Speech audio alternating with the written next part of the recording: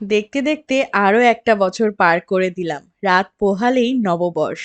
তোমাদের সবাইকে জানিয়ে রাখি শুভ নববর্ষ। সংক্রান্তির দিনে এই চড়ক পুজোতে ছোটবেলা থেকে খুব আনন্দ করতাম। কেন জানো? বাড়ির সামনেই তো শিব মন্দির। প্রত্যেক বছর এই দিনটাতে মেলা বসতো, কত গ্রামের মানুষ একসাথে হতাম।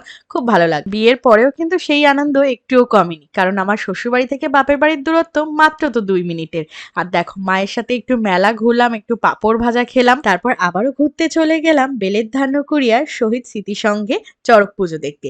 কৌশিক আমাদেরকে বারবার করে বলছিল ওখানকার একটু পুজোটা দেখতে যেতে, আর আমরা দেখলাম, বেশ ভালো লাগলো। বছরের শেষ দিনটাও আমাদের কেনাকাটা শেষ ছিল না, যার জন্য সোজা চলে গিয়েছিলাম বসিরহাটে।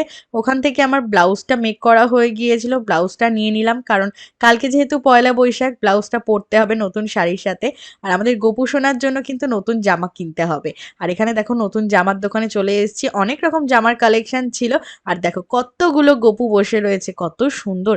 এই যে বড় গপুটার দাম বলছিল 15,000 টাকা। আমাদের গপু সোনার কিন্তু 1 বছর পূর্ণ হলো, আর এই বছর পয়লা বৈশাখে কিন্তু দুটো নতুন জামা হয়েছে। তোমরা যখন আজকের এই ভিডিওটা দেখছো তখন কিন্তু অলরেডি পয়লা বৈশাখ হয়ে গিয়েছে।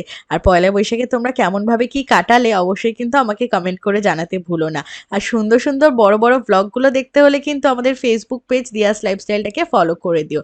তারপর একটু খুঁটিনাটি খাবার দাবার কেনা হচ্ছে আমাদের ছোট্ট গোপুসোনার জন্য, লজেন্স, জেলি, তারপর বিস্কিট, এই সব টুকিটাকি জিনিস। নেক্সট আমাদের পয়লা বৈশাখ স্পেশাল ব্লগটা দেখলেই তোমরা বুঝে যাবে আমরা কিভাবে দিনটা সেলিব্রেট করেছি। বাড়িতে রান্না বান্না সব থাকা সত্ত্বেও বরের আবদার যে আজকে রাতে বাইরেই ডিনার করব, তাই হোটেল থেকে খাবার দাবার পার্সেল করে নিয়ে আমরা চলে গেলাম বাড়িতে। আর কি কি অর্ডার করেছি সেটা জানতে হলে নেক্সট ব্লগটা দেখতে হবে।